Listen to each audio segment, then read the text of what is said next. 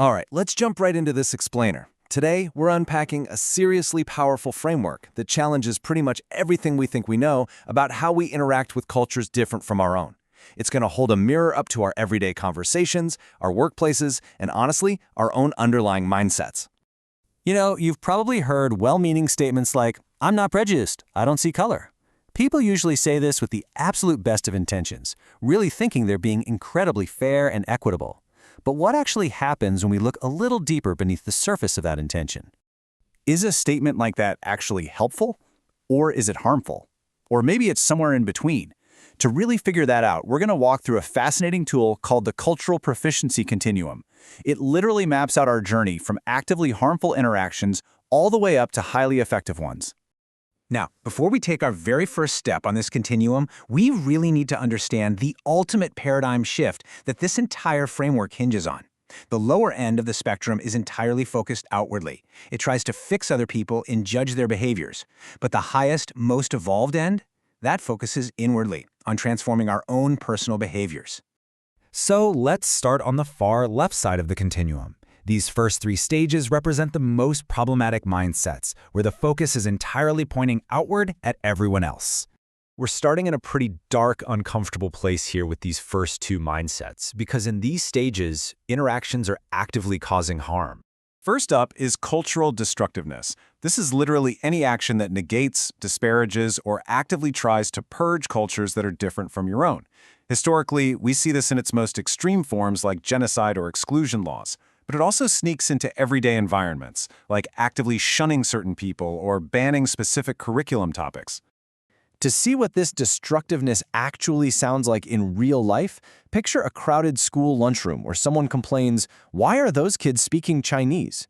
Or imagine a city planning meeting where someone whispers, "If we redistrict, we can get rid of that neighborhood." These aren't just rude comments. They are active attempts to purge diversity from a shared space.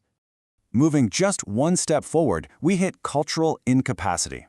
This happens when someone elevates their own cultural values as the ultimate standard while suppressing others. It's a deeply ingrained belief of superiority that directly leads to lowered expectations for minorities and a totally unfair allocation of resources.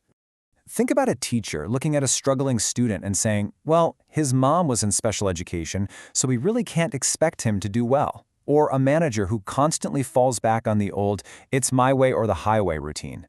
That is incapacity in action. You're disempowering someone else by demanding they completely change to fit your supposedly superior mold.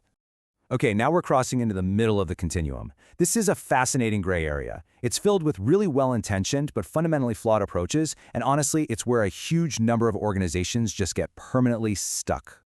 Stage 3 is cultural blindness. And this is any practice or behavior that just straight up ignores cultural differences or treats them as totally inconsequential. People here act as if difference doesn't even exist, assuming the playing field is entirely level and that every achievement is based strictly on merit. Which brings us right back to our opening hook. When someone says, "I don't see color," or a principal boasts, "We don't need multicultural education, we have no diversity here," they are operating in blindness. It usually stems from a deep discomfort with noticing difference, but by ignoring someone's culture, you are completely dismissing the reality of their lived experience.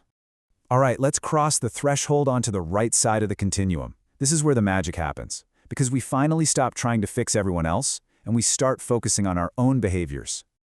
Step 4 is cultural precompetence, and this is a massive turning point. It's the exact moment individuals and organizations finally recognize that their skills are actually limited when interacting with other cultures. You finally see your own gaps, but you gotta beware of the trap here. People in this stage often rely on quick fixes, or they just delegate the work to a diversity committee rather than doing the deep, systemic work themselves. Think about the classic workplace that suddenly says, "Hey, make sure we do a potluck for Black History Month," or a school that only asks teachers of a certain background to lead their cultural programs. The intentions here are absolutely stepping in the right direction, but they're really just packaged short-term band-aids. They recognize the difference, but they haven't actually changed their standard daily practices. Finally, we're crossing over into the absolute gold standard of cultural interaction.